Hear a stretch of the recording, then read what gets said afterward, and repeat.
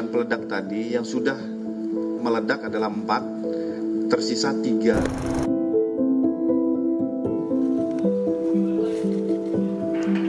Apakah ini kaitannya dengan bullying juga? Mungkin ada. Nah, anak saya ini ditulis di situ minta diusut secepat mungkin. Seperti itu.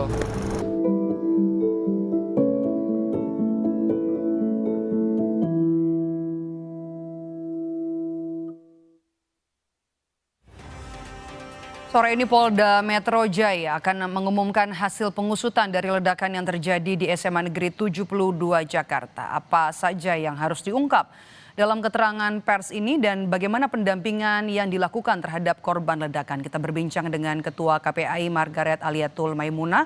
Selamat petang, Bu Margaret. Selamat sore, Mbak. Ya, Bu Margaret, informasinya Anda saat ini sedang dalam perjalanan ya Bu, menuju ke Polda. Iya, betul Mbak. Oke, jelang konferensi pers yang akan digelar sore ini. Ibu, apa informasi yang paling terbaru dari hasil pendalaman KPAI dalam kasus ini, Bu?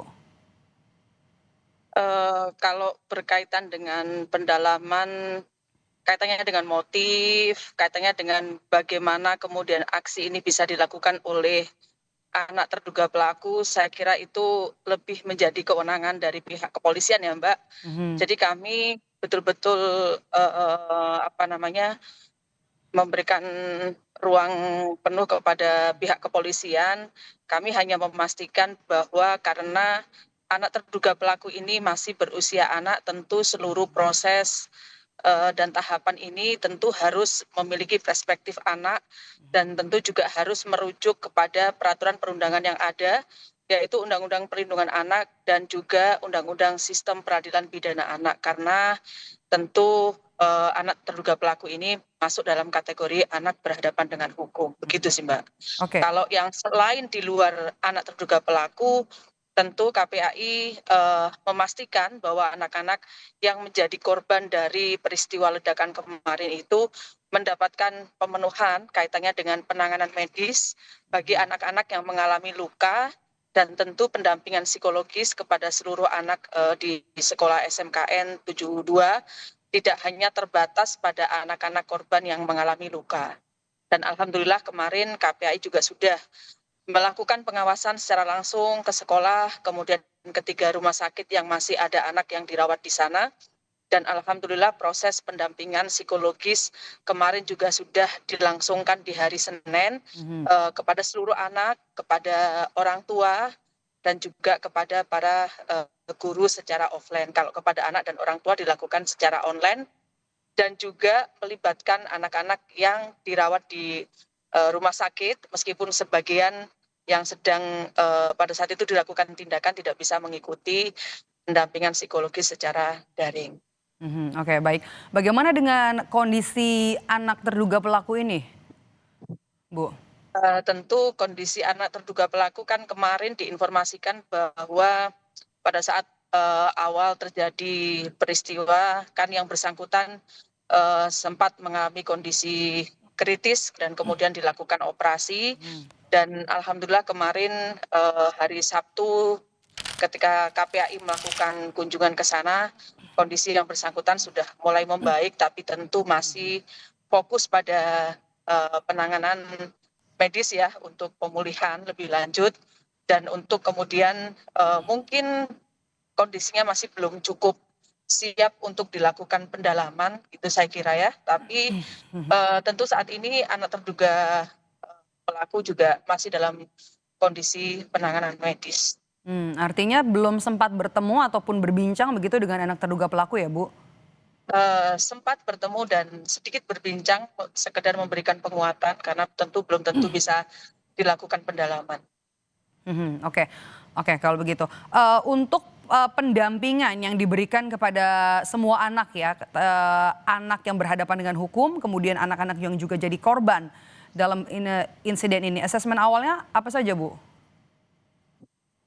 Tentu yang pertama ya, sebenarnya kan proses sampai dilakukan aktivitas dan giat pendampingan psikologis pada hari Senin itu juga berdasarkan dari hasil rapat koordinasi yang digelar oleh dinas di Pemprov DKI dengan melibatkan ada KPPA di sana, ada Kemendikbudrismen, ada juga KPAI, bahkan Bu Menteri PPPA juga sempat memberikan arahan pada saat rapat koordinasi di situ, yang intinya bahwa semua berharap kegiatan belajar segera bisa dilangsungkan tentu, tapi dalam kondisi yang belum bisa seperti pada saat normal karena masih dalam situasi darurat, dan yang urgen kemudian adalah memberikan pendampingan psikologis, maka kemudian diputuskan hari Senin itu dilakukan proses pendampingan psikologis yang tentu itu dilakukan oleh pihak-pihak yang berkompeten dalam hal ini ya.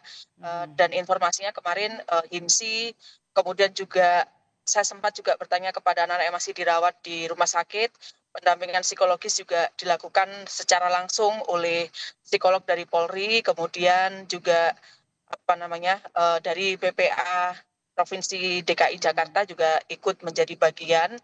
Dan kemarin memang baru dilaksanakan secara daring, dan pada anak yang memang memerlukan pendampingan lebih khusus dibuka ruang untuk bisa meminta pendampingan psikologis secara khusus.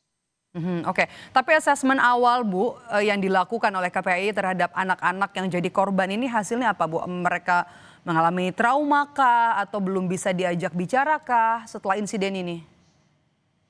Alhamdulillah kemarin pada saat kebetulan kan hari Jumat malam saya berkunjung ke Rumah Sakit Islam, hari Sabtu juga saya berkunjung ke sana, kemudian hari Senin kemarin saya bersama dengan teman-teman dari KPAI itu berkunjung ke Rumah Sakit Pertamina, kemudian ke Rumah Sakit Yarsi, ke Rumah Sakit Islam Cempaka Putih.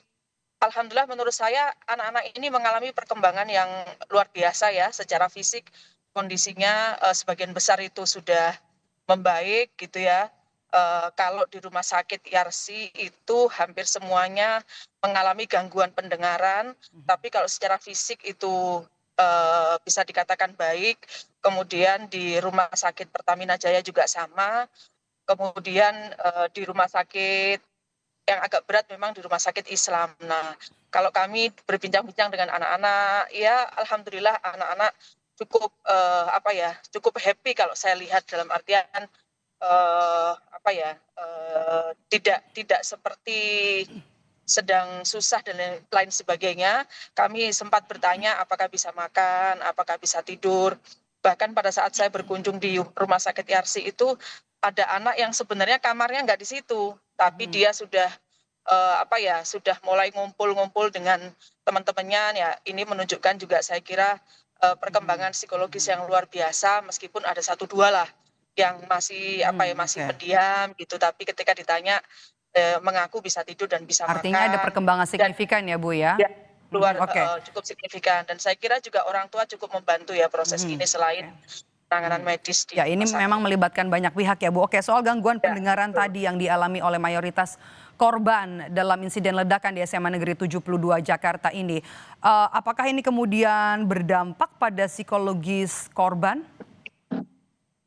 Seperti yang tadi saya sampaikan, anak-anak sih kelihatan lebih banyak yang sudah ceria ya, dan mereka mengaku ada perubahan perkembangan ke arah yang lebih baik. Misalnya awalnya agak sulit, kemudian sudah mulai bisa mendengar dengan lebih baik ketimbang dari hari Jumat pertama kali mereka dibawa. Dan di Rumah Sakit Yarsi yang tadinya ada 14 anak yang dirawat, kemarin pada saat kunjungan terakhir di hari Senin bertambah ada 5 anak yang mengakses pelayanan medis di sana, dan 3 orang kemudian dirawat inap. Jadi total sekarang ada 17. Oke. KPAI sendiri punya informasi Bu soal siapa-siapa saja saksi yang diperiksa untuk pengusutan kasus ledakan ini? Belum, kami tidak. Ya, kami seperti yang tadi saya bilang itu menyerahkan sepenuhnya kepada pihak kepolisian ya. Artinya untuk saksi-saksi yang diperiksa ini termasuk mungkin ada anak tidak berkoordinasi atau berkoordinasi seperti apa dengan KPAI? Belum ada koordinasi terkait dengan itu.